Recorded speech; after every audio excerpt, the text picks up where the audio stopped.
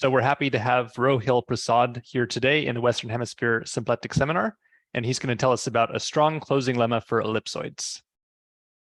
Thank you, Nate. It's great to speak here at the Western Hemisphere Seminar. And today I'm going to talk about some recent joint work with Julian Chaidez, Datta, and Tanny. In particular, there's a couple of pictures in my slides, and Julian drew those, so credit where credit's due.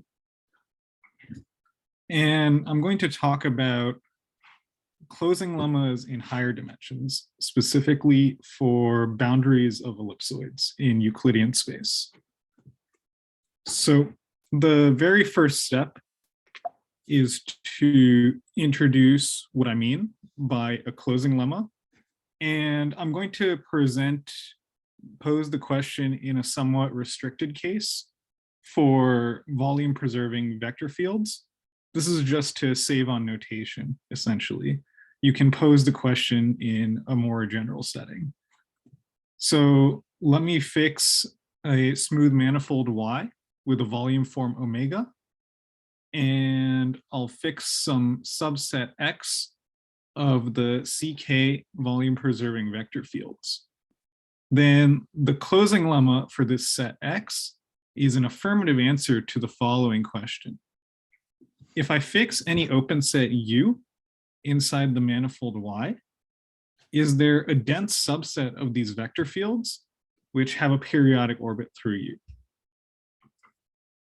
And as I said before, there's various analogs for diffeomorphisms in the non-conservative setting and so on. And let me mention the significance of an affirmative answer to this question.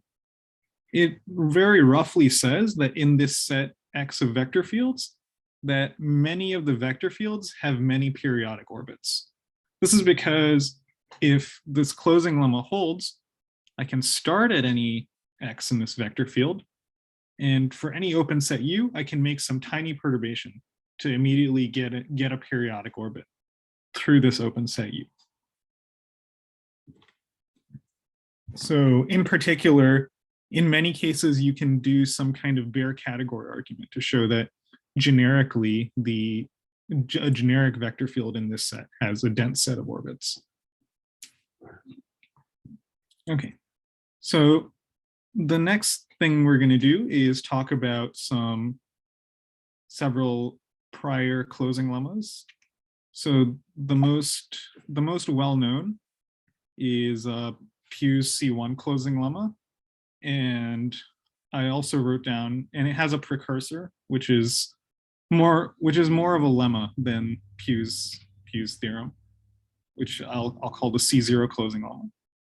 So the C0 closing lemma is when you take X to be the set of all C0 vector fields. So what you're asking essentially is, if I start with a vector field, can I C0 perturb it to get a periodic orbit through an open set? And this actually has a fairly short proof. The key to this statement is Poincare recurrence. If I start at any vector field, if I have any vector field and I start at a point, I can always flow along the vector field for a very long time and get arbitrarily close back to that point. And then given this information, it's plausible that I can do some kind of C0 perturbation to just turn the vector field back towards the point and kind of close up the orbit. So you need to be a little careful because I'm talking about this in the conservative setting, but in the non-conservative setting, when you have non-wandering points, this is quite literally the proof.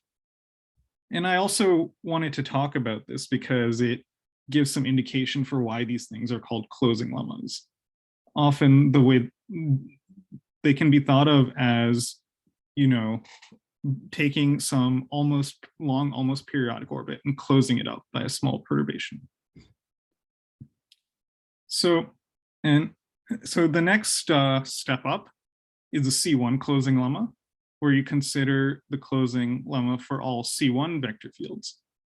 And if you try and play around with this proof strategy I described in C0, you'll see that it basically doesn't work in C1. These perturbations that you make are C0 small, but potentially C1 large. And so the C1 closing lemma is much harder, and it was resolved in a series of works by Pugh and Pugh Robinson from the 60s to the 80s. So Pugh made the original breakthrough in the late 60s in the non-conservative setting. And then in the early 80s, this theorem that I've written down here by Pugh and Robinson basically was some kind of update of Pugh's work. And they showed the C1 closing lemma for volume preserving vector fields. And they also showed it for some other classes of vector fields, like symplectic vector fields. So vector fields whose flow preserves symplectic form, Hamiltonian vector fields, and so on. And there are also analogs for diffeomorphisms. And just like how the C0 proof doesn't really work in the C1 case, the C1 proof doesn't really work in the C2 or higher cases. The C1 proof very roughly depends on the fact that locally a vector field is C1 close to its linearization. So you can kind of reduce the problem down to a linear problem, considering like some kind of linear vector field. This is not entirely precise, but it gives some indication of why perhaps their methods don't work for C2 and higher. Yeah, so the higher regularity case is pretty much open, and I think it was the focus in particular. I think most famously it was asked by Smale, just as some broad question, whether you can prove C0 closing lemmas in higher regularity. So given the difficulty of this C1 closing lemma, I think the next slide is a little bit surprising. So it turns out that in symplectic dynamics, in particular in low dimensional symplectic dynamics, you actually have many smooth closing lemmas.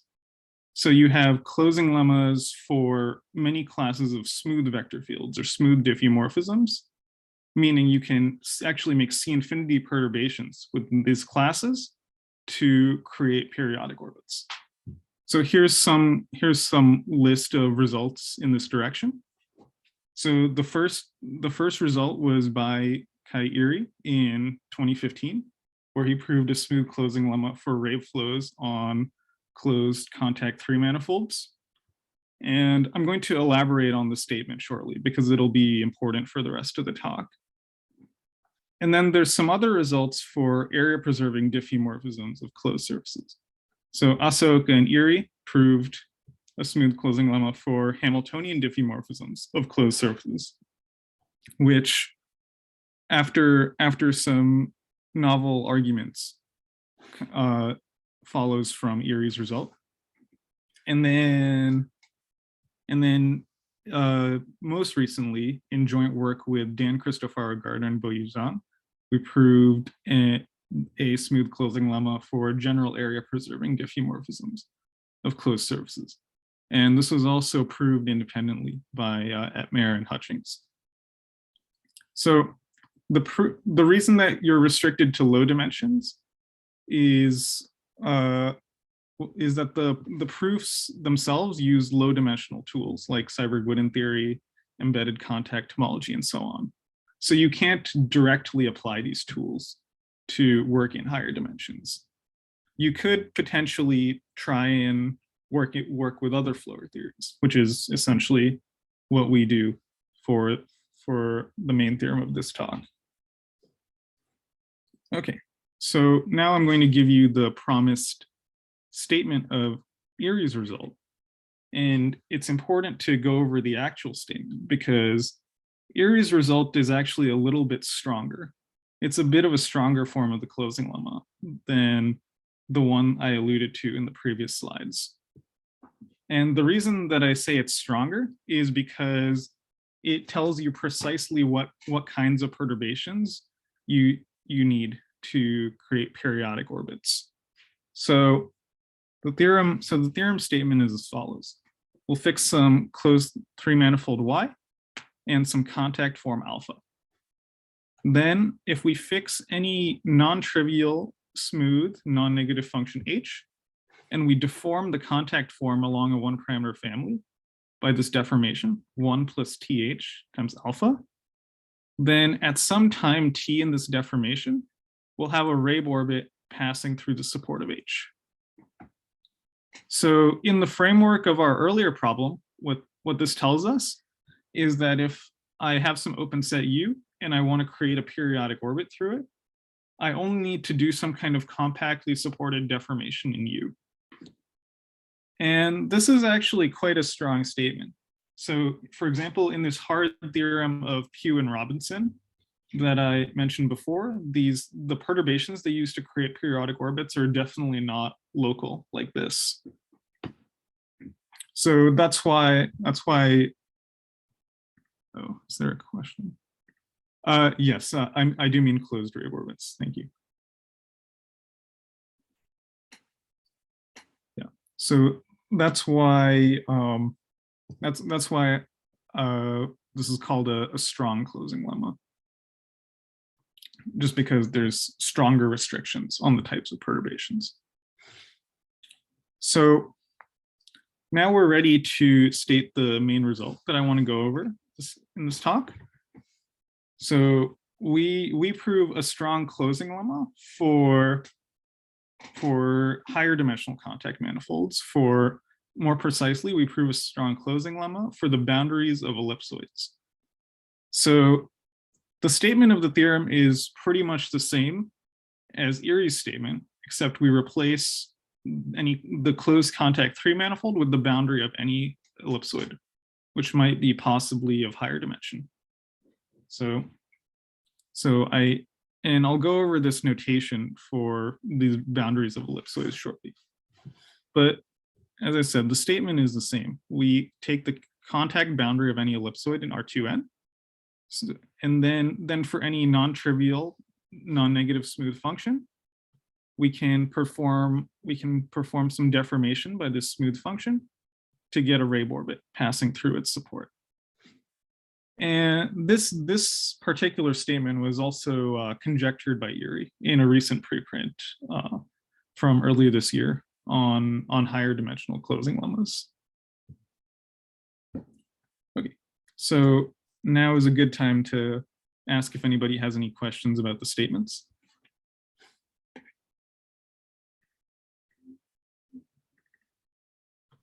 I was just wondering, and so in the classical in Pugh-Robinson closing lemma, so is it not known whether the perturbation can be kind of localized near the point, or because it sounded like in the C0 case, it sounded like you could certainly make it local. Yeah, the C0 case, it is localized. That's completely right. In the Pugh-Robinson case, kind of from it, well, I don't want to say it's impossible, but the way that their proof goes is they take the entire orbit. So they take this entire nearly periodic orbit and they make kind of small perturbations all along the orbit in very carefully chosen places. The very rough idea is essentially if you, well, how do I say this? If you do some kind of C1 small local perturbation near the orbit, you have to be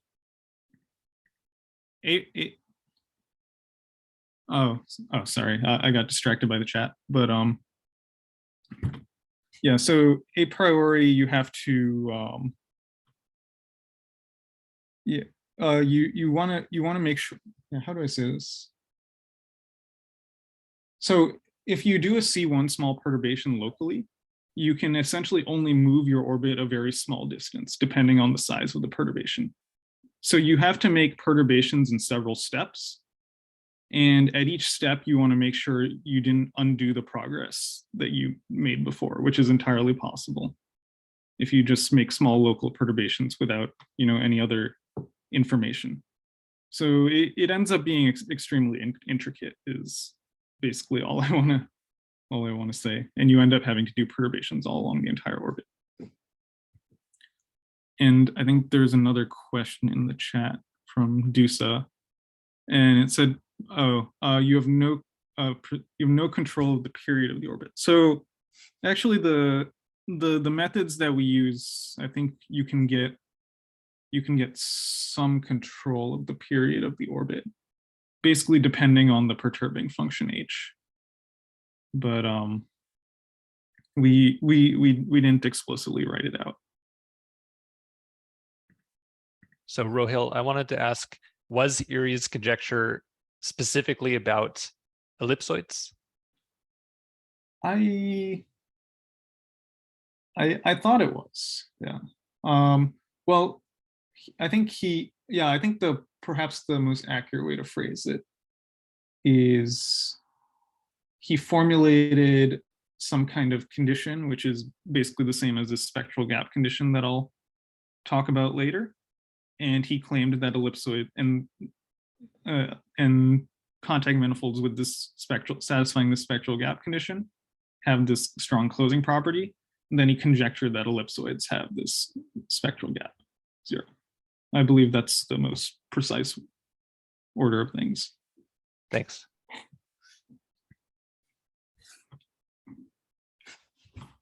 Okay. So some very impressionistic words about the proof, as well as related developments. So the main floor theory that we use in this proof is the contact DGA.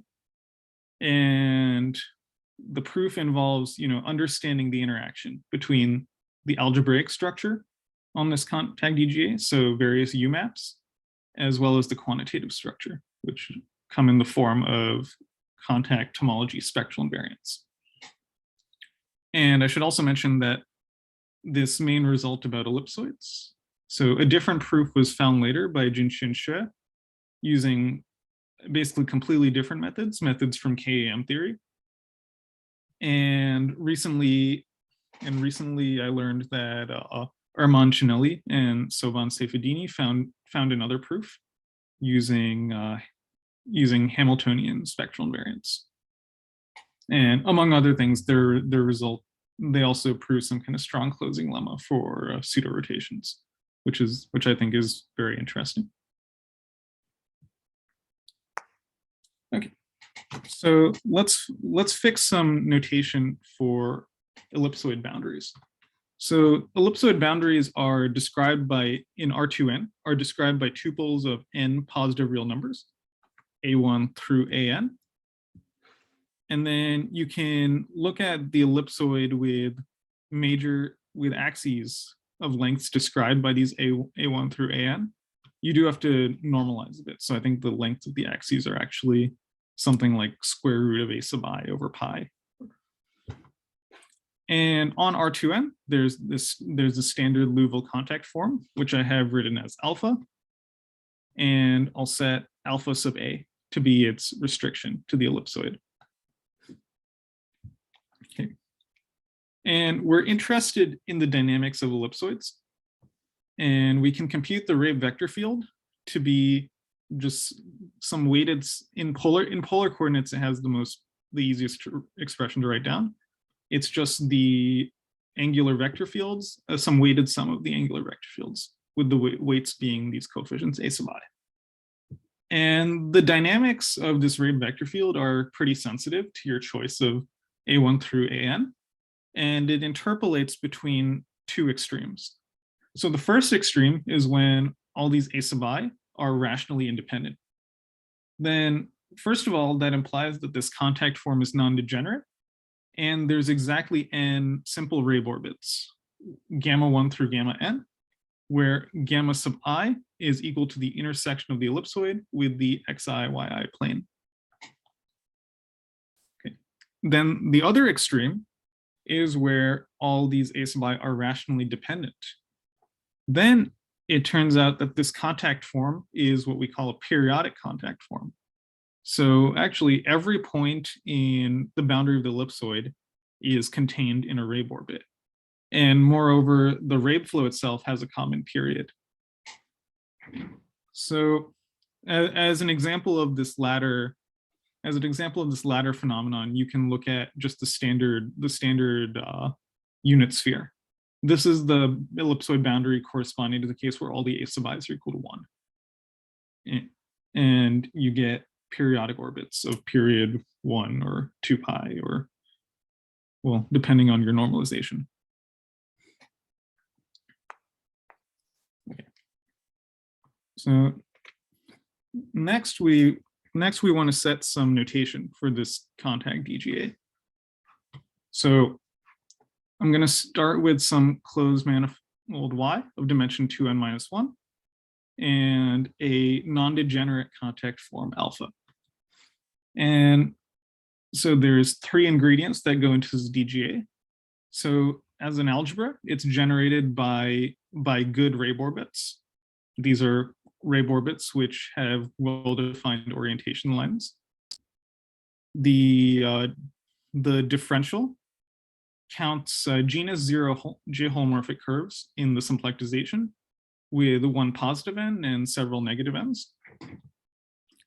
And finally, there's a canonical Z mod 2 grading, which is determined by the Conley-Zander indices of these orbits. And you put all these things together and you get some differential graded algebra, which I'll denote by capital A. And the example that we're concerned with is ellipsoids. And in this case, if the contact form is non-degenerate and the a sub i's are all rationally independent, then actually what you get is, just for grading reasons, that the differential vanishes and the algebra is just an algebra generated by these gamma 1 through gamma n. And the reason that the differential vanishes is just because every single generator has the same mod 2 grading, and the differential, it acts by degree 1, so it has to vanish. Okay, so the main algebraic structure on the DGA that we'll consider are the U-maps. So the first example of the U-map is probably the most familiar. It's a map of degree 2 on this contact DGA, which counts holomorphic curves in R cross Y with a fixed point constraint. And also there are more general U-maps that you can write down corresponding to what are called abstract tangency constraints. So abstract tangency constraints are certain combinatorial data encoding various incidence constraints. And so, for example, instead of 1 point constraint, you could take k point constraints. And they have associated codimensions, codim of P, which correspond to how much they cut down the virtual dimension of a moduli space of curves.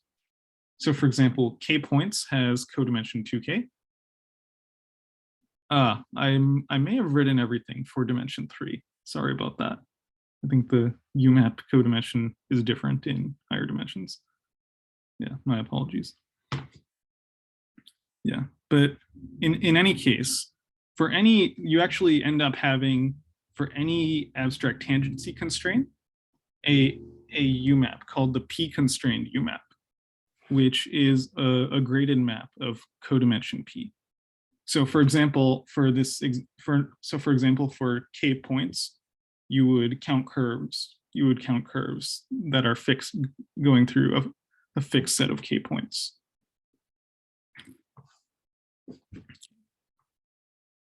So does anybody have any questions about the UMAP or the contact DGA?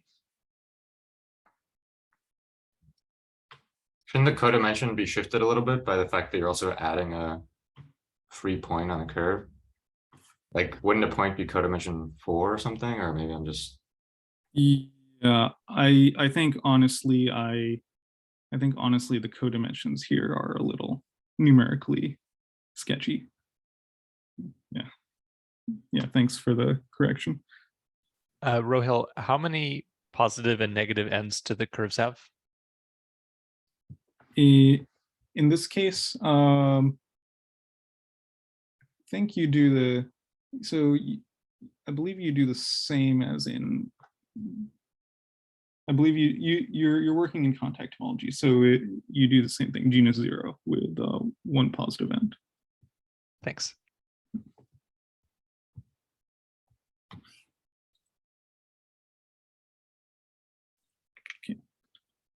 So now I'll introduce the quantitative invariants. So the contact DGA as a chain complex is filtered by the contact action functional. So this is just the functional, which takes a Reeb orbit gamma and integrates the contact form over it. And it turns out that the differential decreases the action. So the DGA is filtered by this functional as a chain complex. And using this, we can associate two homology classes in the numerical invariants to homology classes of the DGA, which are called spectral invariants.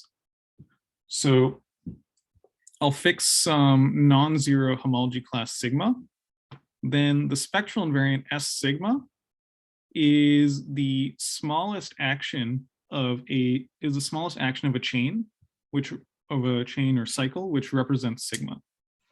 So more precisely, I look at this filter DGA, and I look at all the classes tau, which represent it, and I say that the spectral invariant is smaller than L if there's some tau that represents the class sigma.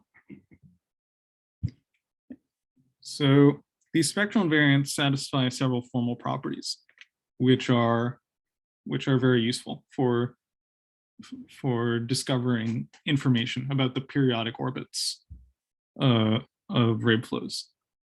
So I'm going to go over the three most relevant ones here.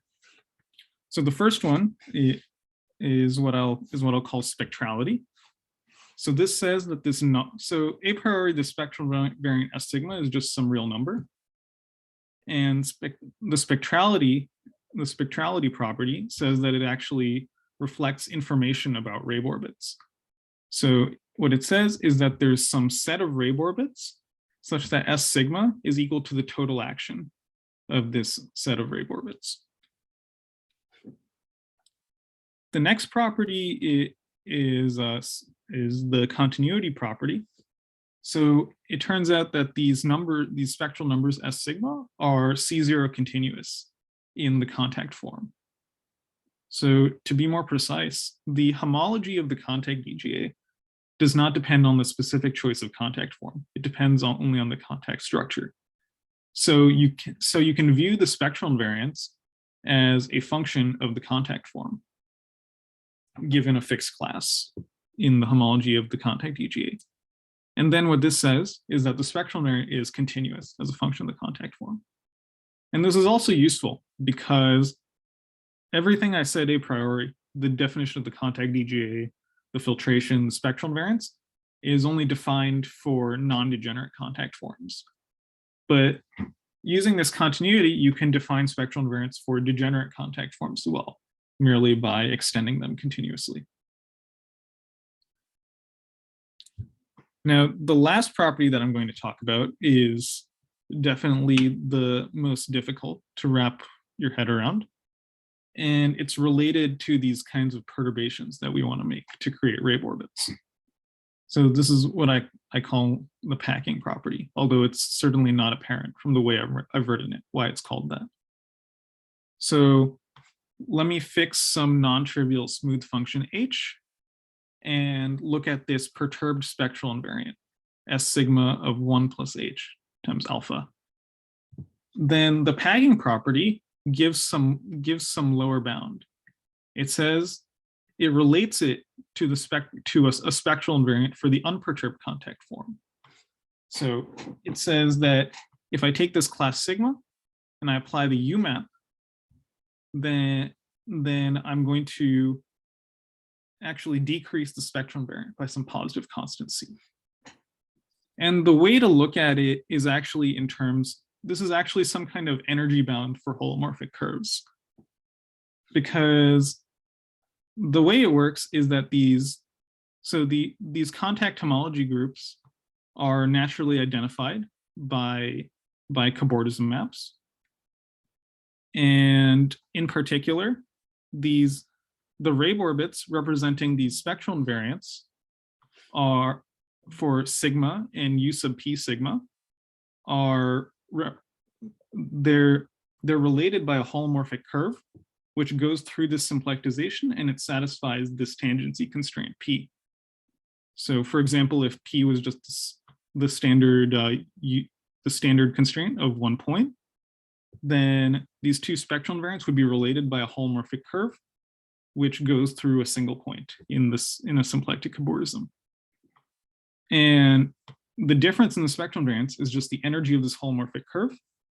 And then what this inequality is saying is that there's some a priori lower bound C on the energy of this holomorphic curve.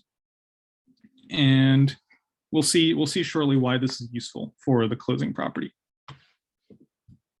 So the next concept, which I talked about a little bit, is the spectral gap, which talks about how the spectral invariants interact with the UMAP. So let me fix some contact manifold Y.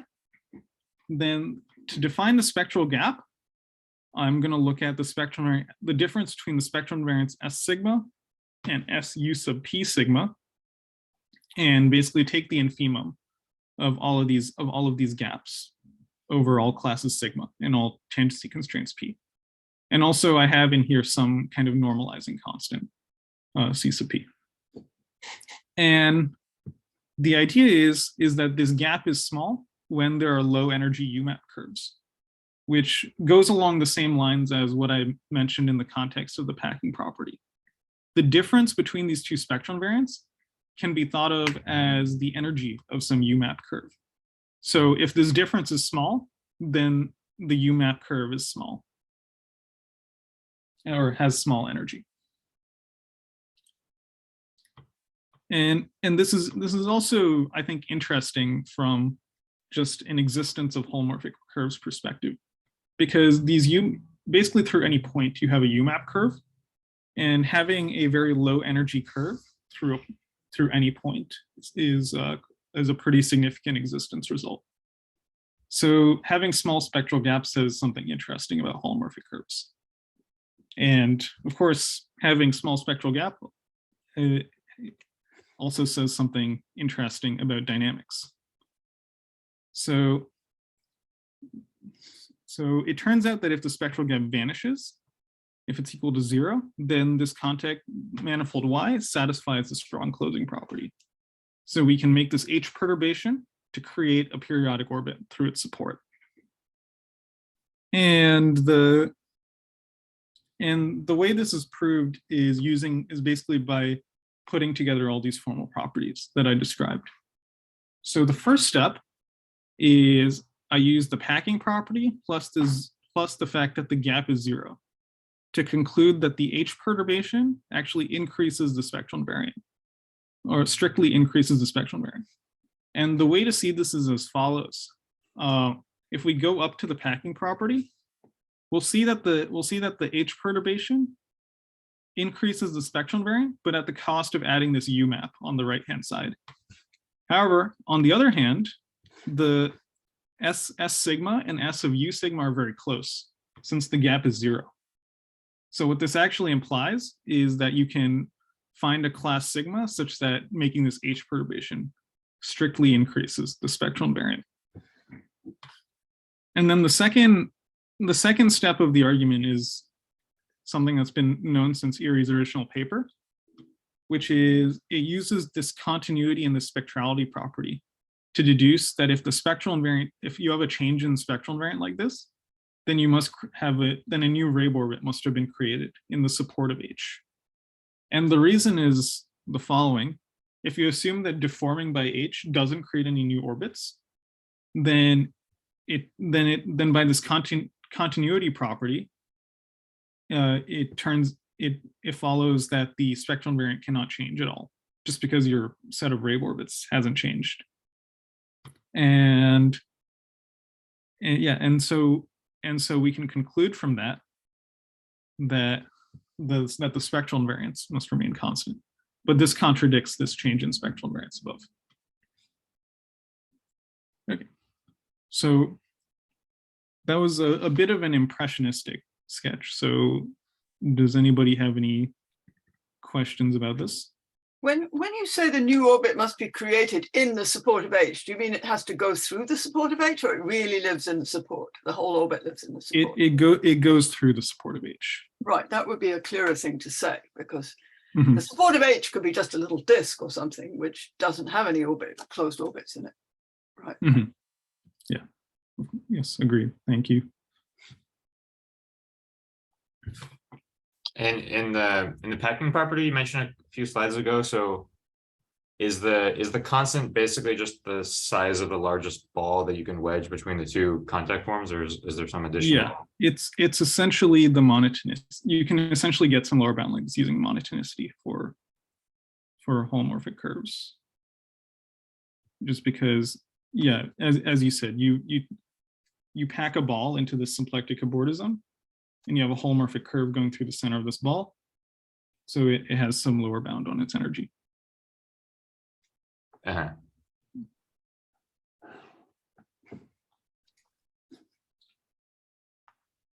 Okay. So now that we've established that gap 0 implies closing, all that's left to do is to show that ellipsoids have gap 0.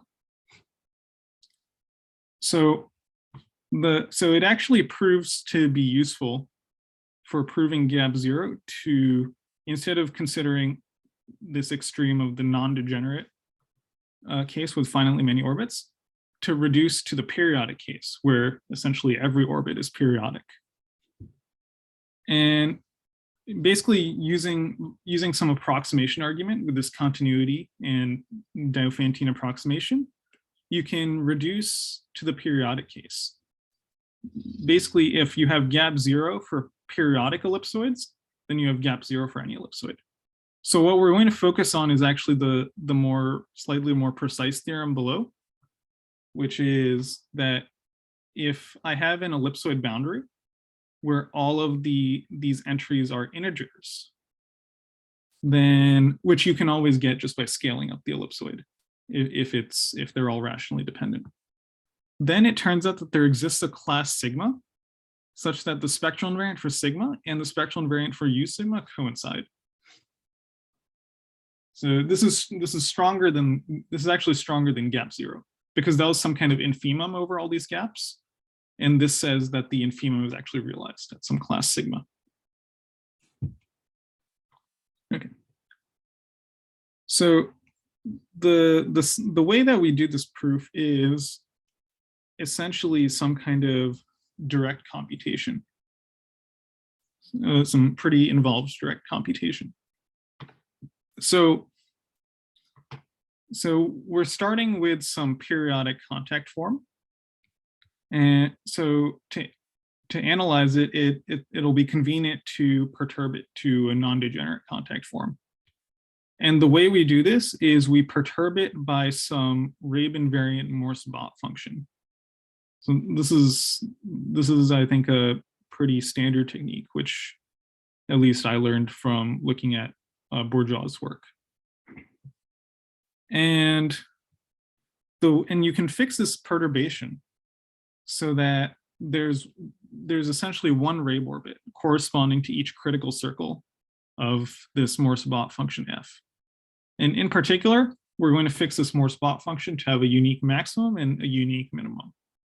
And this gives you distinguished Reeb orbits gamma plus and gamma minus. So we wanted to find some class sigma for which the gap is identically 0. And the class sigma is actually represented by this orbit gamma plus corresponding to this maximum. So to show that the gap of this class is 0, we need to compute the UMAP. And this is the subject of the following technical result. So our goal is to show that there's exactly one UMAP curve from gamma plus to gamma minus. And this implies that basically the coefficient of gamma plus of u gamma plus in gamma minus is equal to 1. And it follows from this essentially that gamma minus represents u sigma, and then you can use this to show that the spectral gap is 0.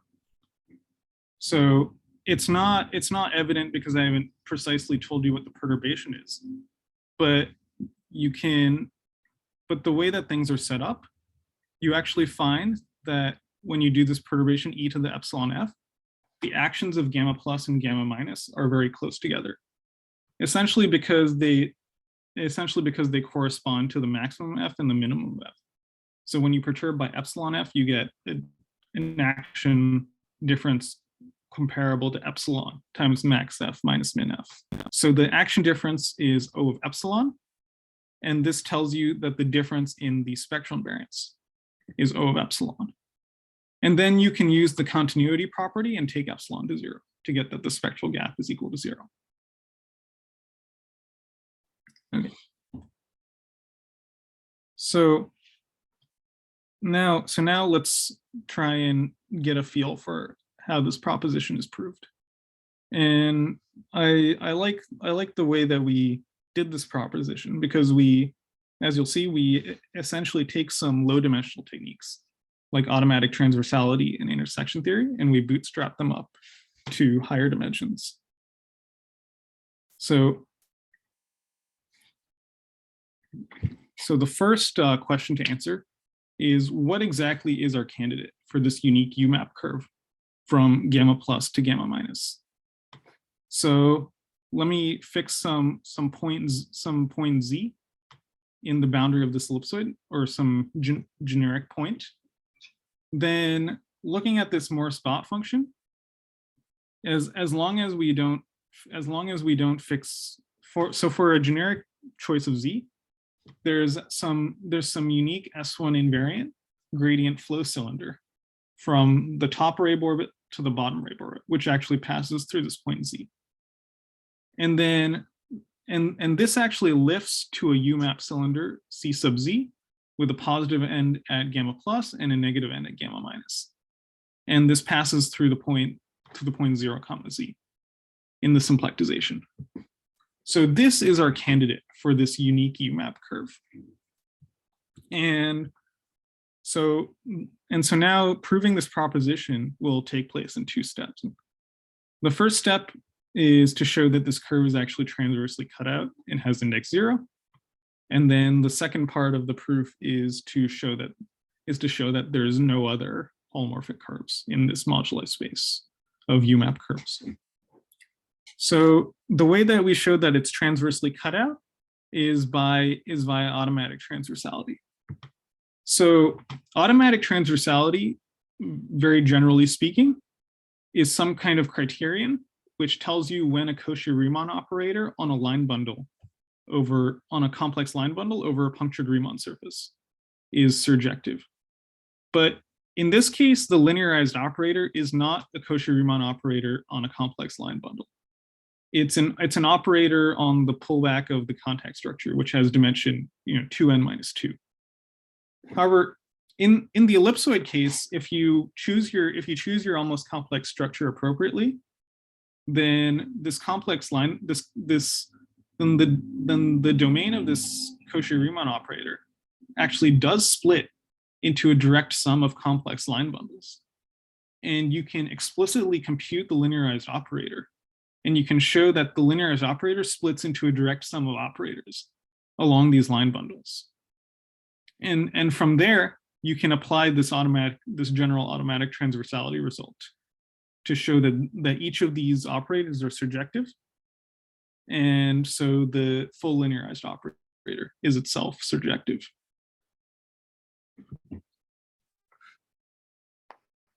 Okay. So that's the automatic transversality part of the proof. And the uniqueness part of the proof, showing that it's a unique curve also uses some kind of lower induction from lower dimensions. So the way this works is I'm going to fix some flag of contact submanifolds of this ellipsoid boundary, essentially just by taking sub-ellipsoids of increasing dimension.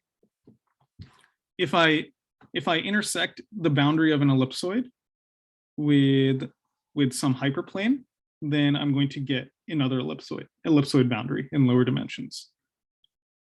So I'm going to take this flag y sub 3, y sub 5, all the way through y2n minus 1 of ellipsoids obtained by just intersecting by hyperplanes. And here this index y sub 3 indicates that it's a three-dimensional manifold, and so on. And the way that and you can actually choose to do this slicing so that these Reeb orbits gamma plus and gamma minus are Reeb orbits in every single contact manifold in this flag, kind of as depicted in this picture. And then what happens is if you choose your point constraint Z to lie inside the 3 manifold in your flag, then it turns out that this cylinder C sub Z is the only UMAP curve. And the idea is to iteratively apply positivity of intersection. So there's some kind of intersection theory for holomorphic curves and symplectizations with holomorphic hypersurfaces in symplectizations. And in our case, we compute the intersection number of a holomorphic curve in this moduli space with the holomorphic hypersurface, and we show that it's actually we show that it's actually equal to 0. And what this tells you is that the holomorphic curve cannot intersect the holomorphic hypersurface and then leave the hypersurface, because that would actually violate positivity of intersection. That would force you to have positive intersection number. So it tells you that the holomorphic curve is actually inside the hypersurface.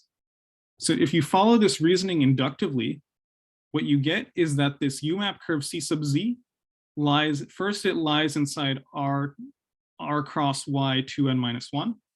Then it lies inside R cross Y sub 2n minus 3. And so on, all the way down to R cross Y3.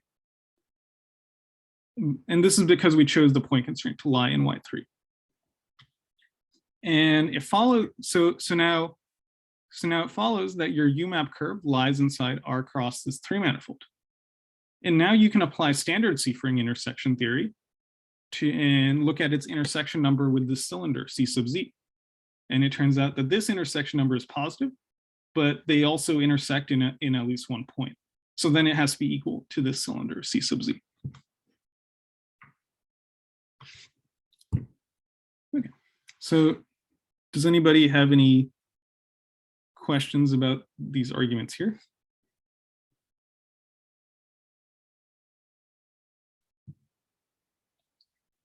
I was just wondering, so this, if I understood correctly, so you have you're starting with this rational ellipsoid, and then you're sort of perturbing by some kind of Morse function, and then looking at the lift of some gradient flow trajectory in the Morse, the Morse spot locus. But typically the Morse spot locus will be an orbifold, right?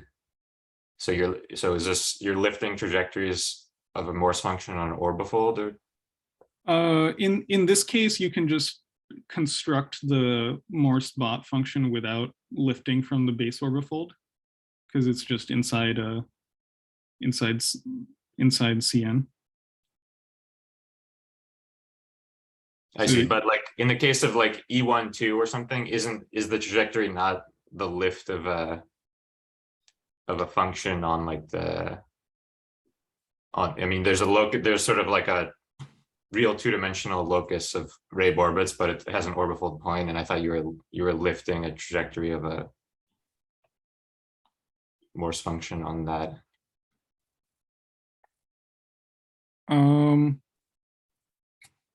the way I think of it is just you work entirely on the ellipsoid boundary itself. So you just have some like S1 invariant function on the ellipsoid, who's in, and you look at gradient flow cylinders that, and you can lift those. I think perhaps I'm not correctly. I see. So that I guess it's the same thing because it's just an S1 invariant function on the lift is equivalent to a non-invariant function on the orbifold. But... Yeah.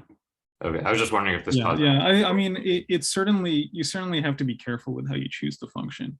I mean, you needed to have this unique max and min, and you also need it to be compatible with this slicing, this flag, and so on. So there's definitely a little bit more going into it than what is sketched here.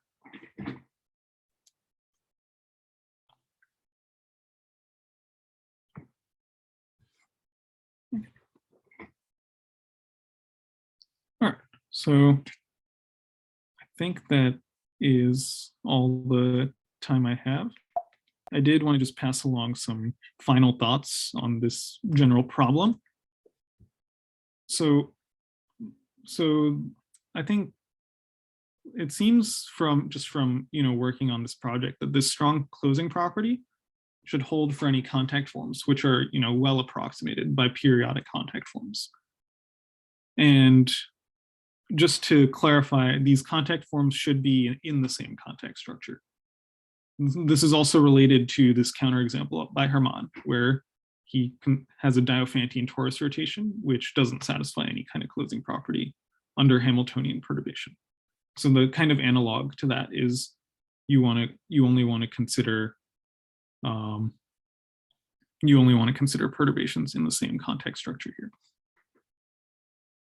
And the second point I just wanted to pass along is that periodic contact forms should have spectral gap 0, and moreover, this infimum of this gap should be realized. So conjecturally, you should always have some class where the spectral invariant of sigma and the spectral invariant of like U sigma coincide. Okay.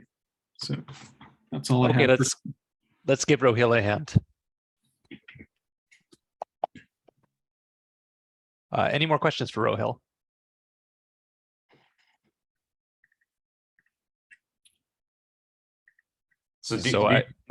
Go ahead, Kyler. I was just going to ask you. So, are there any known examples of a contact form which cannot be approximated by a periodic one, or is that? That's a good question.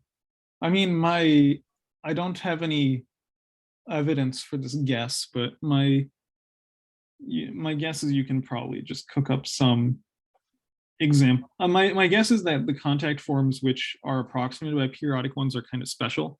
They're like the analogs of pseudo rotations in the setting. But this is like C0 approximation, right? So the dynamics could look very non-periodic and nevertheless be approximated by. Yeah. The situation could be, certainly be more complex. But surely there are manifolds where it must be some condition on a manifold for it to have a periodic contact form. I mean, not every. I mean, isn't that a very strong condition? I would imagine so. Yeah. I mean, I would have thought so. Though I know very little about this. Yeah. I don't have an example offhand of a manifold which admits no periodic Reeb flows, but perhaps with a little thought you can cook up one. Well, if the three manifold has a periodic flow of any sort, it's probably a Seifert fiber space. Depends on your definition of periodic. But...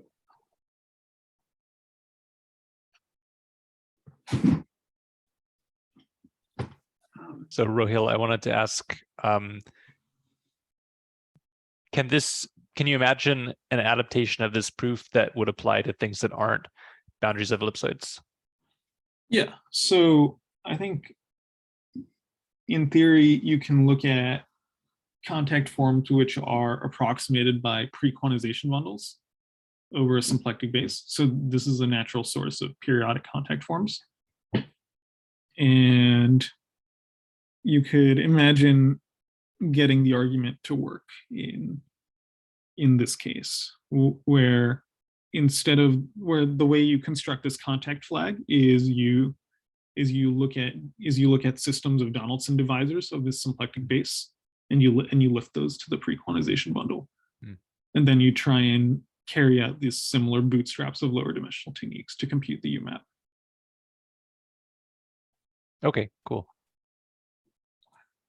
In particular, as Kyler pointed out, sometimes this base is an orbifold, but like for example, yeah, like a cipher fibered space, I guess. And in this case, you know, there's this orbifold Donaldson divisor construction by, I think, Gironella, Munoz, and Zoe, which might be useful here.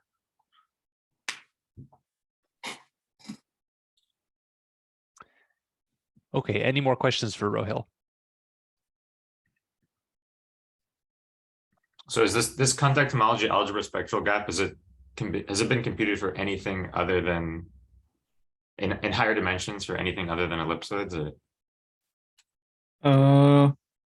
We're working on some other computations right now, which the example is a little bit involved though, so maybe we could chat about it privately if you're interested. I see. I mean, you seem to also be using the fact, I mean, in order to leverage the automatic transversality from dimension 4 up, you really need a sort of codimension to at every step, you can just go up by 2 dimensions. So you really need your target manifold at the end to be just made up of things of codimension 2, codimension 4. And so you need to have a very structured kind of contact structure, I think, in order to make something like that work. That's a good observation. Yeah, actually, if you look in the paper, we try and kind of abstract away the various conditions you need to make this argument work. And it ends up being some list of like 7 different conditions, which seem to roughly converge around the ellipsoid, but we have some examples in mind which are not ellipsoids. So yeah, but you need this Morse-Bott perturbation to be compatible with the slicing. You need, in many ways. So for example, for this, so this linearized operator is, its 0th order part is determined by the Hessian of this Morse-Bott function. So you actually need the Hessian to split along this flow line with respect to the tangent bundles of the flag and so on. So yeah, you need some very strong compatibility.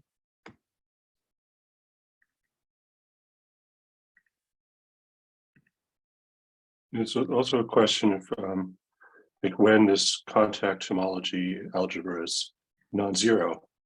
So if that's 0, then this method is not applicable. For periodic contact forms, I'm not sure if the contact homology algebra is always non-zero or not. Yeah, I'm not sure either.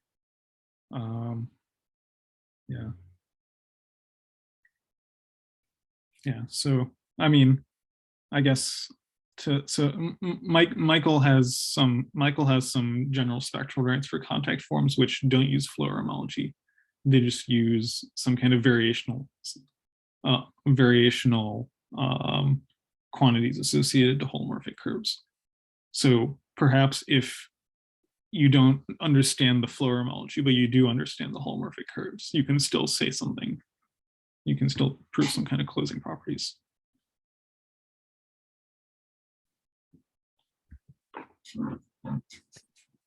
Okay, if there are no more questions, let's give Rohil another hand for a great talk.